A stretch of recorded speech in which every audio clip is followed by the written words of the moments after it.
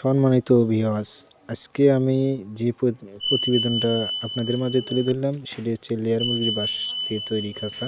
তো আমরা মূলত বাঁশ দিয়ে খাঁচা তৈরি করে থাকি এবং আমরা যেটি আপনাদেরকে দেখাইতেছি সেটি হচ্ছে আমরা টারকাটা মারি এবং মারার পরে সুতা দিয়ে বাঁধাই করে একটি জায়গায় সুন্দরভাবে রেখে দিয়েছি।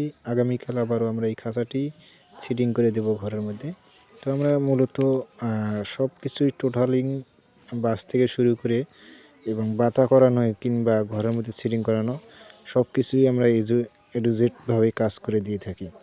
তো অনেক ভাই বলেন যে আসলে ভাই কী দিয়ে বাঁধাইটা করেন, তো সেই ভাইদের জন্য আজকের ভিডিও। আমরা যে সুতো দিয়ে বাঁধতেছি এই সুতো কখনো নষ্ট হবে না। তো আজকে ছিল এই পর্যন্ত ভিডিও, পরবর্তী ভিডিওতে আবারও দেখা হবে।